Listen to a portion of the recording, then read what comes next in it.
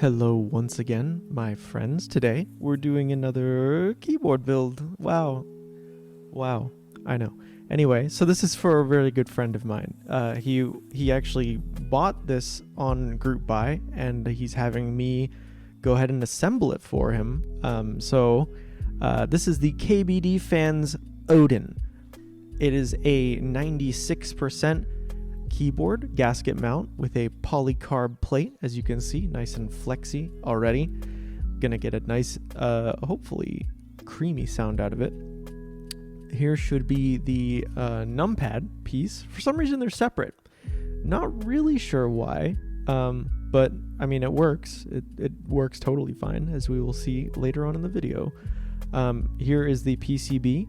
It has the connector for the Daughterboard up there. Pretty nice PCB. It's got those flex cuts as well. That's always good to see.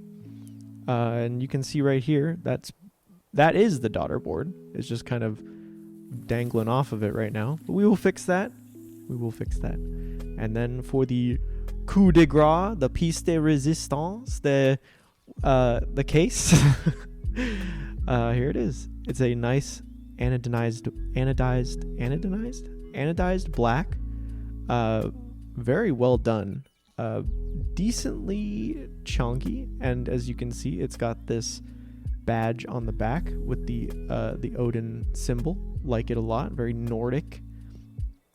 Same one as the badge on the front. That badge on the front has the LEDs that correspond to with it, so you can light it up at whatever custom color you want. There is no there's no per key RGB. However, there is a light on the caps lock, num lock, and one other one that I forgot and probably won't remember. But yeah, so this is the thing. As for what else came in the box, we have a generous amount of foam, thankfully. This is the what is that? Oh, it's two.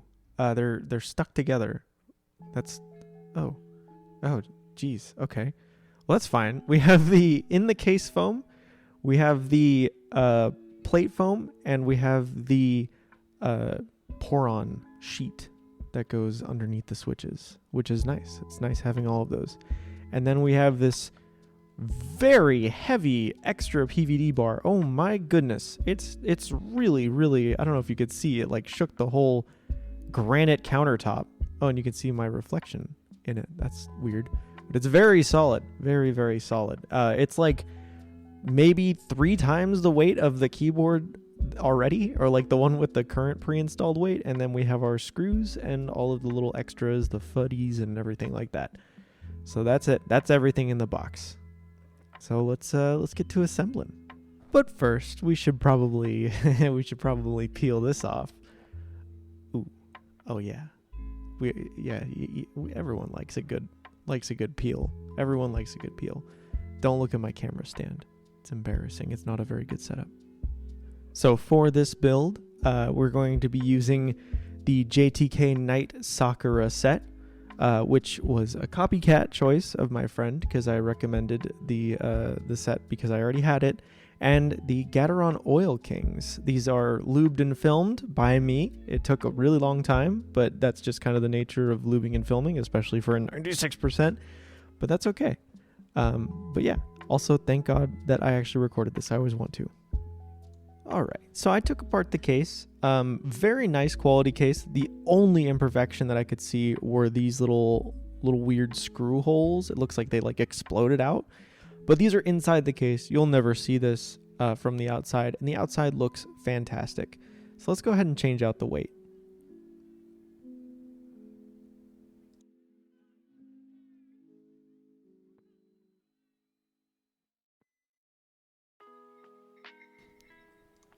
Then we are going to go ahead and install the actual Daughterboard so that we don't have to worry about that later, and then also mess it up maybe or forget about it, because that would be bad.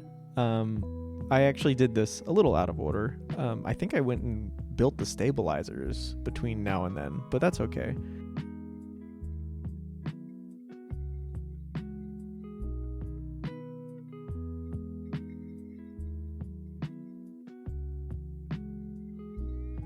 You can also see, this is the sheet, the pour-on sheet. This isn't really pour-on, so I guess I shouldn't call it that, but it's this really, really thin layer of foam. It's still, you know, under key foam or whatever, but it's very thin.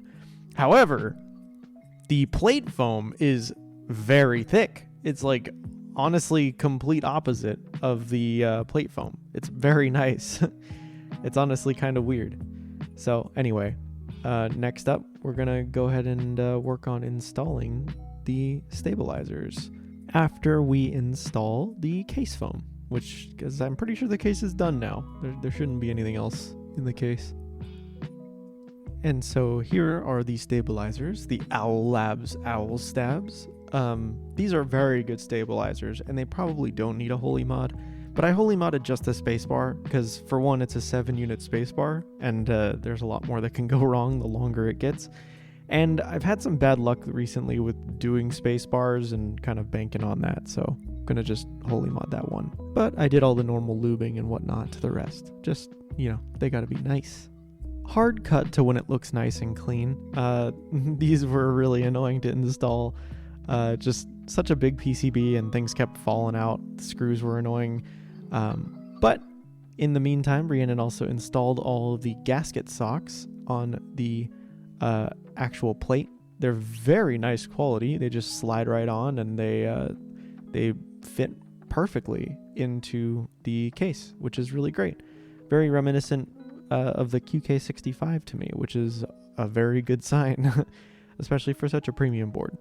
A little oddity I noticed while making this was that the 0 or the period key, the dot key, decimal key on the numpad just had like foam filling in where it was supposed to be. So I fixed it. But anyway, feel free to enjoy watching me install all of these switches.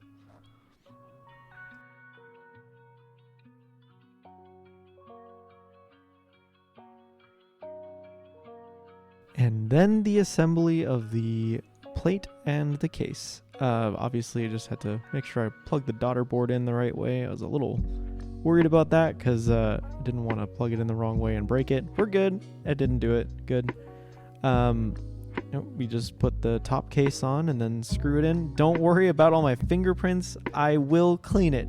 And I did before I sent it. So please don't hold it against me. I know it's gross, but also it's kind of hard not to when you're, you know, building the thing. And then just the keycaps. The very nice double shot JTK Night Sakuras. They're so pretty.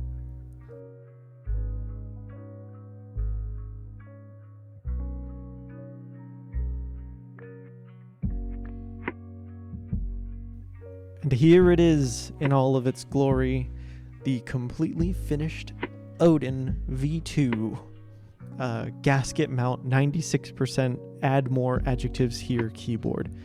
I think the build turned out really good. It definitely is like in my like top 2 keyboards I've ever made so far. Hint hint, we'll see if it gets dethroned soon. But I really like this keyboard, and I'm very glad to say that the recipient also quite enjoyed it. Screenshots, maybe? I don't know. I don't want to dox him. But anyway, here's the sound test.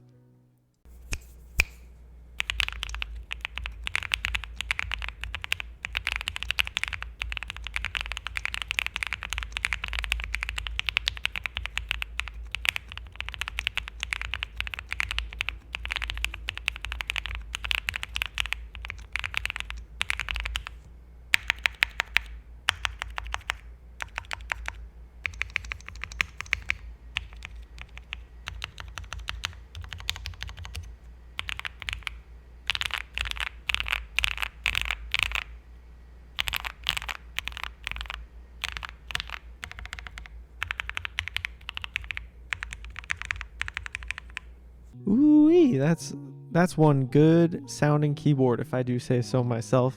No, but for real, I'm very proud of this one. It turned out really good. Not that I had to do a ton of work aside from, like, you know, looping the switches and doing the stabilizers and actually building it. But I mean, normally you have to do a lot more to get a keyboard to sound good, like modding wise, but thankfully this one didn't need a whole lot.